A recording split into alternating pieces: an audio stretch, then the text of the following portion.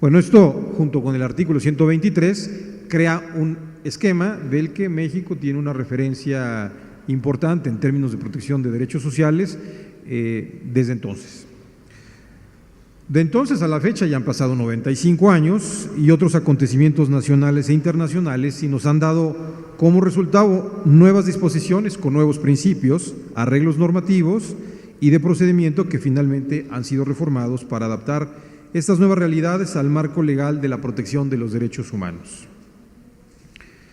Sin entrar en otros detalles históricos, ya antes de entrar al debate y al análisis o a la reflexión del nuevo diseño institucional y algunas ponderaciones de las características que debe tener este nuevo diseño institucional, quiero referirme brevemente a la discusión que generó en su momento Madison en este clásico de clásicos del constitucionalismo, El Federalista. Y lo digo cuando él habla sobre cómo le hacemos para proteger lo que ellos llamaron el famoso Bill of Rights o sus derechos sustantivos o fundamentales. Es una reflexión que hace para que la nueva república tuviera un efectivo sistema de protección, y quiero aclararlo, para precisarlo, de sus libertades. Y digo de sus libertades porque el término derechos fundamentales o derechos humanos aún no llegaba en el siglo XVIII. Básicamente, Madison nos comenta dos aspectos a considerar. En primer lugar, se requiere de una legalidad apropiada. ¿Queremos defender libertades, derechos humanos o derechos fundamentales? Madison nos decía, lo primero que se requiere es una buena base legal que establezca un diseño apropiado para la efectiva protección de derechos. En segundo lugar, institucionalidad. Tenemos una buena base legal. En segundo lugar, la institucionalidad para la apropiada defensa de estos derechos. Y en tercer lugar, un catálogo de derechos. De ahí la argumentación de que es primero los derechos o las instituciones, y Madison dijo, ¿cómo vamos a plantear derechos si no tenemos instituciones? De esa manera, en el caso del sistema constitucional norteamericano, primero plantean la estructura de sus instituciones y posteriormente su catálogo de derechos fundamentales. Yo, por supuesto, muy respetuoso del espíritu de lo que Madison escribe en el siglo XVIII, creo que le faltó agregar un tema, o al menos en esa sugerencia para este nuevo contexto de rediseño institucional para la protección de los derechos humanos, y me habré de referir a este último elemento, si ustedes me permiten, al final de mi participación.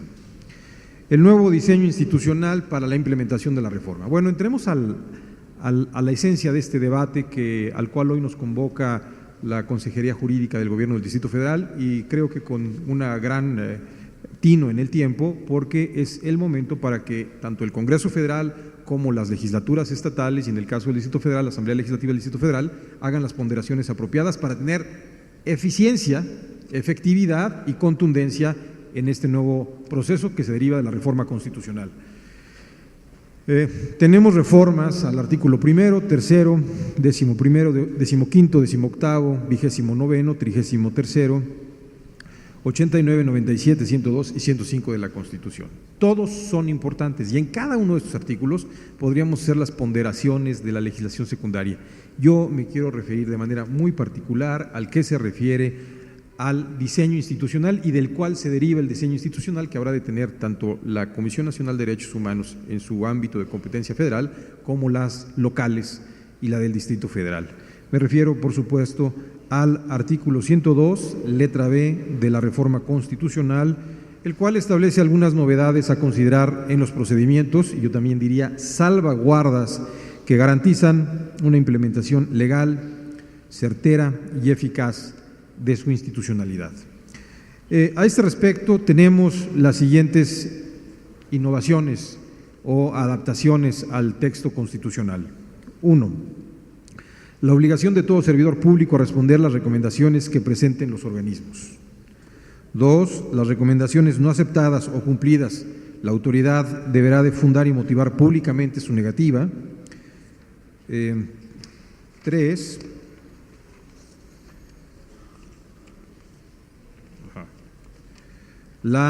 Las constituciones de los estados y el estatuto del gobierno del Distrito Federal establecerán y garantizarán la autonomía de los organismos de protección de los derechos humanos y Uno que me parece muy importante es el que se refiere a que la Cámara de Senadores, o en los casos en donde haya recesos, la Comisión Permanente o las legislaturas de los estados podrán llamar a solicitud de los organismos a las autoridades responsables para comparecer, para que expliquen el motivo de su negativa. Brevemente me habré de referir a algunas de estas disposiciones y a la que sí quiero entrar de manera con mayor profundidad y para hacer la reflexión del caso, y que tiene que ver no solamente con un nuevo rediseño institucional, tiene que ver con una nueva constitucionalidad por el sistema de gobierno que tenemos.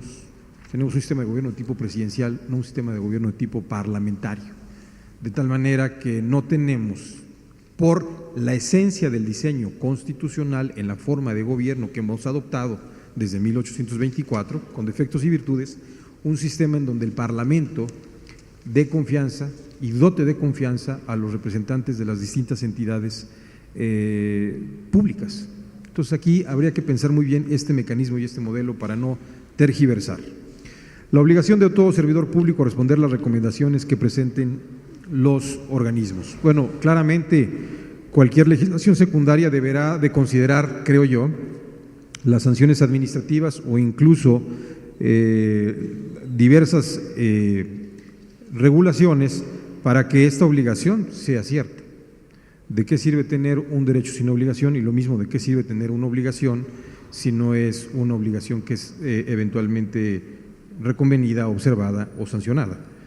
El proyecto aquí implica que el servidor público que sea omiso o negligente para responder a las recomendaciones que presenten los organismos, me parece que básicamente lo que busca es incentivar que no haya una desatención de las recomendaciones. Entonces, está muy bien. La segunda pregunta es, ¿qué se va a hacer en la legislación secundaria para que eventualmente se tenga un mecanismo eficaz de que no sea inobservada esta disposición? Sobre las recomendaciones no aceptadas o cumplidas, la autoridad deberá de fundar y motivar públicamente su negativa.